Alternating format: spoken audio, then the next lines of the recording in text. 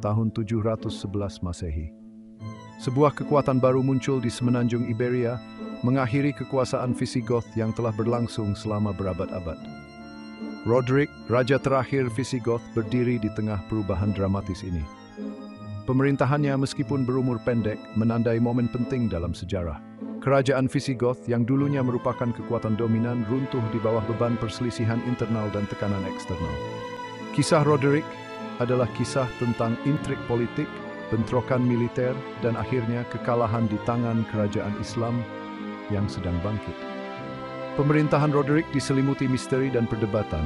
Sumber-sumber dari masa itu menawarkan catatan yang saling bertentangan tentang kebangkitannya ke tampuk kekuasaan dan peristiwa-peristiwa yang terjadi selama pemerintahannya.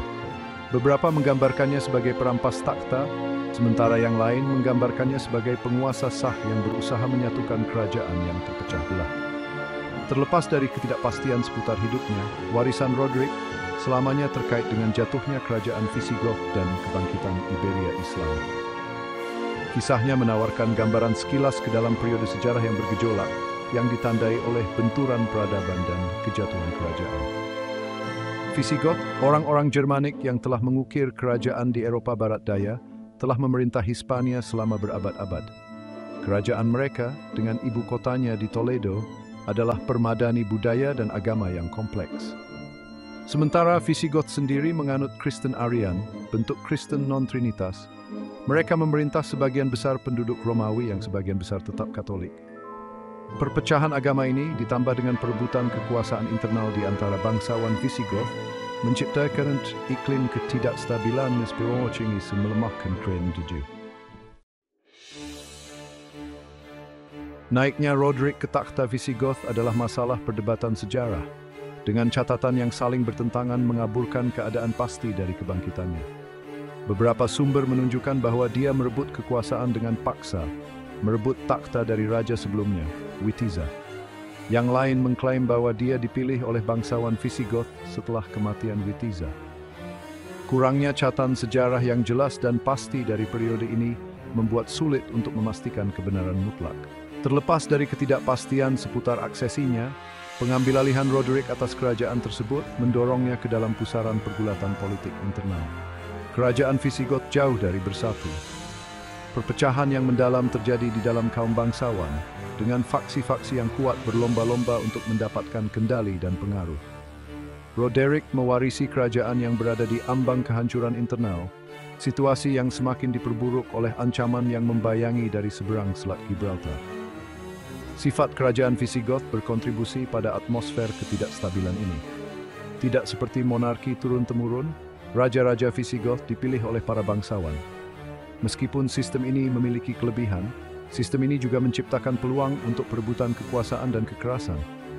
Faksi-faksi yang tidak puas dapat dan seringkali menantang legitimasi para penguasa yang mengarah pada periode keresahan dan perselisihan sipil. Pemerintahan Roderick tidak terkecuali, dengan legitimasinya terus-menerus dipertanyakan oleh faksi-faksi saingan. Pemerintahan Roderick diganggu oleh konflik internal yang melemahkan kerajaan Visigoth dan pada akhirnya berkontribusi pada kejatuhannya.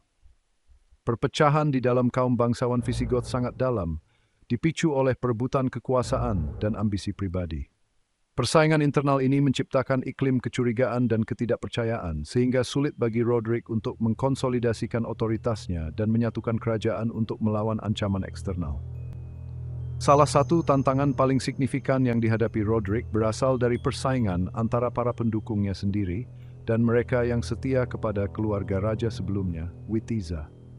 Putra-putra Witiza yang mengklaim takhta ayah mereka direbut secara tidak adil, menantang legitimasi Roderick dan berusaha untuk merusak pemerintahannya. Perebutan kekuasaan ini menciptakan keretakan berbahaya di dalam elit Visigoth, mengalihkan sumber daya dan perhatian berharga dari ancaman yang semakin besar yang ditimbulkan oleh kekhalifahan Umayyah di seberang selat. Yang semakin memperburuk situasi adalah ketegangan agama yang sedang berlangsung antara elit Visigoth Arian dan penduduk Hispano-Romawi Katolik. Sementara monarki Visigoth telah membuat lang dalam menjembatani kesenjangan agama ini dalam dekade-dekade sebelumnya, ketegangan tetap ada. Beberapa faksi Katolik melihat invasi Muslim sebagai kesempatan untuk menggulingkan pemerintahan Visigoth Arian dan membangun tatanan agama yang lebih menguntungkan. Perselisihan agama internal ini semakin melemahkan kemampuan kerajaan untuk menampilkan front persatuan melawan ancaman eksternal. Sementara Roderick bergulat dengan perbedaan pendapat internal, kekuatan besar muncul di panggung dunia, Kekhalifahan Umayyah. Berpusat di Damaskus, Umayyah dengan cepat memperluas kerajaan mereka melalui serangkaian penaklukan. Pada awal abad ke-8, kekuasaan mereka terbentang dari Timur Tengah, melintasi Afrika Utara, mencapai pantai Selat Gibraltar, hanya sepelemparan batu dari jantung Visigoth. Kekhalifahan Umayyah, di bawah Khalifah Al-Walid yang pertama yang ambisius, telah mengarahkan pandangan untuk berekspansi lebih jauh ke Eropa. Semenanjung Iberia, dengan tanahnya yang subur dan lokasi strategis, menghadirkan target yang menggiurkan. Gubernur Umayyah di Afrika Utara, Musa ibn Nusair, mempercayakan Tariq ibn Ziyad, seorang jenderal Berber yang dikenal karena kehebatan militernya, dengan tugas memimpin pasukan ekspedisi melintasi selat. Pada tahun 711, pasukan Tariq, yang sebagian besar terdiri dari orang Berber, mendarat di pantai selatan Hispania dekat Gibraltar, sebuah nama yang berasal dari bahasa Arab Jebel Tariq, yang berarti Gunung Tariq. Kedatangan pasukan ini menandai titik balik dalam sejarah Iberia, menandakan awal dari akhir pemerintahan Visigoth dan kebangkitan dominasi Islam di wilayah tersebut. Pertempuran Guadalete, yang terjadi pada musim panas tahun 711 di dekat sungai Guadalete di Hispania Selatan, terbukti menjadi momen yang menentukan dalam sejarah Iberia. Roderick, yang memimpin pasukan Visigoth, bentrok dengan pasukan penyerang Tariq ibn Ziyad. Lokasi pasti pertempuran tetap menjadi bahan perdebatan di antara para sejarawan, menambahkan lapisan misteri lain pada peristiwa penting ini. Meskipun kalah jumlah dari pasukan Umayyah, pasukan Visigoth diganggu oleh perpecahan internal dan bahkan mungkin pengkhianatan. Catatan dari penulis sejarah Muslim yang ditulis bertahun-tahun setelah pertempuran menunjukkan bahwa faksi-faksi di dalam pasukan Roderick membelot atau bahkan beralih pihak selama pertempuran, dibujuk oleh janji-janji kekuasaan atau dimotivasi oleh kebencian mereka terhadap Raja Visigoth. Pertempuran Guadalete berakhir dengan kekalahan telak bagi Visigoth. Roderick sendiri tewas dalam pertempuran, tubuhnya tidak pernah ditemukan. Kekalahan itu menghancurkan kesatuan kerajaan Visigoth yang sudah rapuh, membuat sisa-sisa pasukan mereka yang dulunya kuat tercerai-berai dan kehilangan semangat. Jalan menuju jantung Hispania terbuka lebar bagi pasukan Tariq. Pertempuran Guadalete terbukti menjadi momen penting dalam sejarah Iberia, menandai berakhirnya pemerintahan Visigoth dan mengantar abad-abad dominasi Islam. Dengan pasukan Visigoth hancur dan raja mereka mati, perlawanan terhadap kemajuan Umayyah runtuh.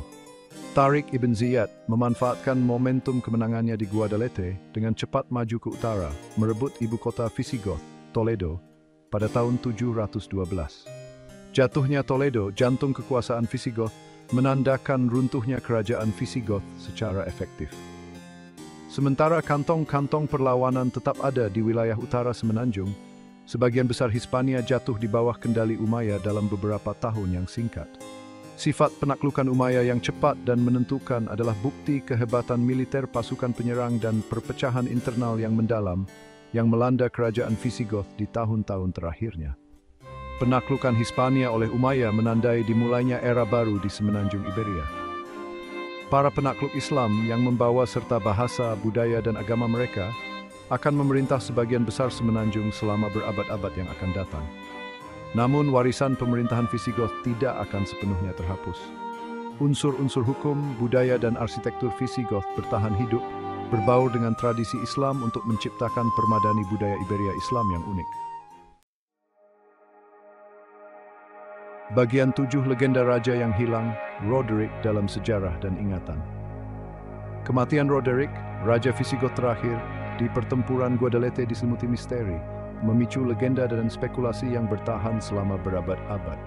Tubuhnya tidak pernah ditemukan dari medan perang, yang mengarah pada cerita tentang kelangsungan hidupnya dan pelarian rahasianya. Beberapa legenda mengklaim bahwa dia tidak mati, tetapi malah menjalani hari-harinya sebagai seorang pertapa, bertobat atas dosa-dosanya yang menyebabkan kejatuhan kerajaannya.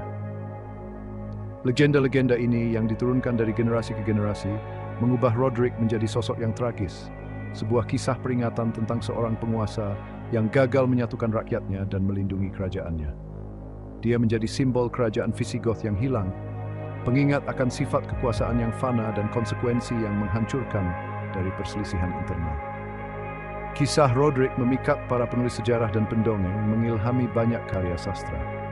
Salah satu yang paling terkenal adalah Cantar de Mio Cid, sebuah puisi epik dari Spanyol abad pertengahan yang menyebutkan kejatuhan Roderick dan hilangnya Spanyol dari bangsa Moor. Catatan sastra ini, meskipun seringkali memadukan fakta sejarah dengan fiksi, memainkan peran penting dalam membentuk persepsi Roderick dan jatuhnya kerajaan Visigoth dalam ingatan kolektif semenanjung Iberia. Bagian 8, Warisan Raja yang Jatuh, dampak Roderick di semenanjung Iberia. Terlepas dari pemerintahannya yang pendek dan penuh gejolak, warisan Roderick memberikan bayangan panjang atas sejarah semenanjung Iberia. Pemerintahannya yang bertepatan dengan jatuhnya kerajaan Visigoth dan kebangkitan Iberia Islam menandai momen penting transformasi yang mendalam. Sementara tindakannya sebagai raja mungkin menjadi bahan perdebatan, perannya sebagai penguasa Visigoth terakhir memastikan tempatnya dalam sejarah. Kekalahan Roderick di pertempuran Guadalete memiliki konsekuensi yang luas, membentuk lanskap politik, agama, dan budaya semenanjung Iberia selama berabad-abad yang akan datang. Kedatangan Islam membawa era baru yang ditandai dengan perpaduan budaya dan berkembangnya pengetahuan dan seni. Penaklukan Islam juga menyebabkan fragmentasi semenanjung Iberia menjadi berbagai kerajaan Kristen di utara dan Al-Andalus Islam yang kuat di selatan, yang mengatur panggung untuk perselisihan dan koeksistensi selama berabad-abad. Warisan Roderick berfungsi sebagai pengingat akan kompleksitas sejarah dan dampak kepemimpinan yang tak lekang oleh waktu atau ketiadaannya dalam membentuk nasib bangsa-bangsa. Kisahnya menyoroti pentingnya persatuan dan konsekuensi yang menghancurkan dari perselisihan internal, terutama dalam menghadapi ancaman eksternal. Sementara pemerintahan Roderick mungkin dikenang karena jatuhnya kerajaan Visigoth, itu juga berfungsi sebagai titik refleksi pada kekuatan yang membentuk peradaban dan warisan abadi, bahkan dari para penguasa yang paling berumur pendek. Bagian 9. Warisan Visigoth, perpaduan budaya. Jatuhnya kerajaan Visigoth tidak menghapus warisannya dari semenanjung Iberia. Terlepas dari pemerintahan mereka yang relatif berumur pendek, Visigoth meninggalkan jejak yang tak terlupakan pada lanskap budaya, hukum, dan arsitektur wilayah tersebut. Pengaruh mereka, meskipun sering dibayangi oleh periode Islam berikutnya, masih dapat ditelusuri dalam seni, arsitektur, dan tradisi hukum Spanyol. Salah satu kontribusi terpenting Visigoth adalah hukum mereka, Liber Judiciorum, juga dikenal sebagai Fuero Juzgo. Hukum yang komprehensif ini, perpaduan tradisi hukum Romawi dan Jermanik, membahas berbagai macam masalah, dari peradilan pidana hingga hukum keluarga dan hak milik. Hukum Visigoth tetap berpengaruh lama setelah kerajaan mereka runtuh, berfungsi sebagai dasar untuk sistem hukum di beberapa bagian Spanyol selama berabad-abad. Tradisi artistik Visigoth juga meninggalkan jejak mereka di semenanjung Iberia. Gaya mereka yang dicirikan oleh penggunaan pola geometris, warna-warna berani, dan lengkungan tapal kuda dapat dilihat pada contoh-contoh gereja dan artefak Visigoth yang masih bertahan. Gaya arsitektur yang khas ini, meskipun relatif terbatas dalam contoh-contoh yang masih ada, memberikan wawasan berharga tentang kepekaan artistik periode Visigoth. Bagian 10, kesimpulan Roderick dan akhir dari sebuah era. Pemerintahan Roderick sebagai Raja Visigoth terakhir di Hispania, meskipun singkat dan diselimuti misteri, menandai momen penting dalam sejarah Iberia. Kisahnya, sebuah permadani yang ditenun dari benang-benang intrik politik, konflik militer, dan bentrokan budaya, menawarkan gambaran sekilas ke dalam periode bergejolak transformasi yang mendalam. Jatuhnya kerajaan Visigoth di bawah pengawasannya mengantar era baru, membentuk nasib semenanjung Iberia selama berabad-abad yang akan datang. Keadaan seputar kebangkitan Roderick ke tampuk kekuasaan, tantangan yang dia hadapi dalam menyatukan kerajaan yang terpecah belah, konfrontasinya yang menentukan dengan pasukan Umayyad di pertempuran Guadalete, dan legenda abadi seputar kematiannya terus memikat para sejarawan dan penggemar. Kisahnya berfungsi sebagai pengingat akan kompleksitas kepemimpinan, dampak abadi dari bentrokan budaya, dan warisan abadi yang membentuk jalannya peradaban. Pemerintahan Roderick mungkin telah berakhir dengan kekalahan, tetapi tempatnya dalam sejarah sebagai Raja Visigoth terakhir memastikan bahwa kisahnya yang terkait dengan jatuhnya sebuah kerajaan dan kebangkitan era baru terus bergema sepanjang zaman.